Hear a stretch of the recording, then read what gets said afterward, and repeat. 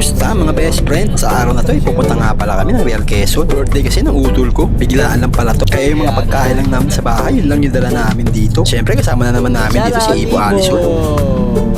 Ay kahay. Tapos yung iba ko pang mga pamangkin, tsaka yung anak ko. Dito full energy pa nga sila. Paano? Kaka-start pa lang ng biyahe namin yan. Ewan ko lang maya-maya. Mga 4 hours yung biyahe namin. Kasama na yung traffic.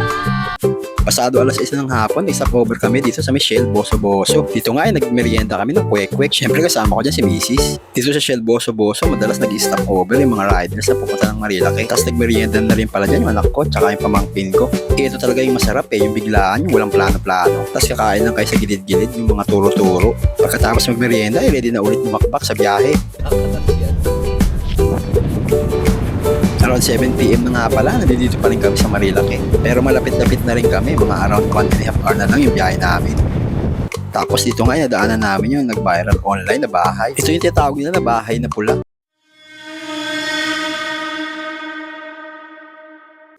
Grabe, nakakakilabot, lalo na sa tabi mo lang. Tapos sobrang dilim at ilaw lang ng sasakyan yung meron. Fast forward na tayo mga best friend. Dumating na nga pala kami. Dito lang yan sa may NBC Beach Resort. Pagkatapos magbayad ng entrance ay kumain na kami. Tara, kain mga best friend.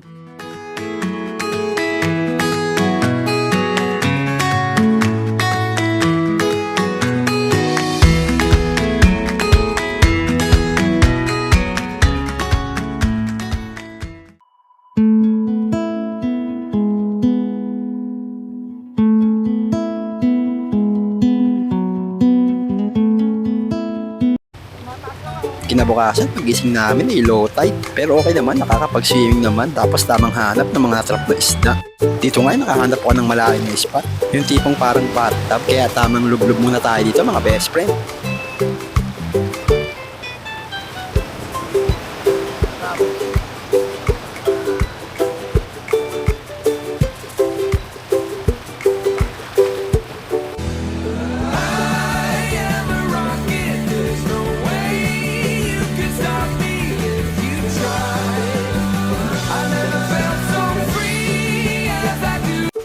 What's up guys? Nandito kami ngayon sa Tanay. Ito yung mga cottage nila. Parang ano may lipat na yun. Cottage. Tapos may kwarto doon sa kabila. Small room. Ito yata 750.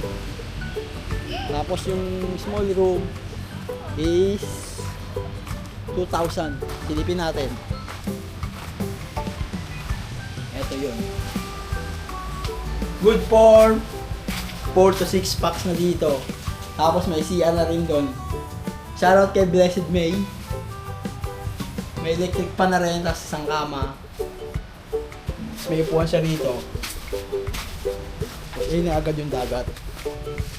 Diba?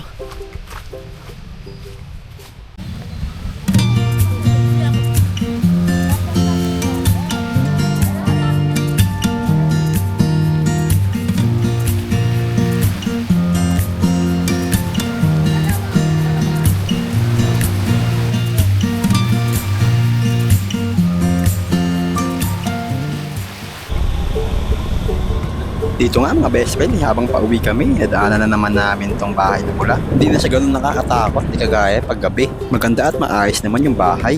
Medyo creepy lang talaga pag gabi kasi madilim. Yun lang mga best friend, thanks for watching. Good vibes lang. Peace!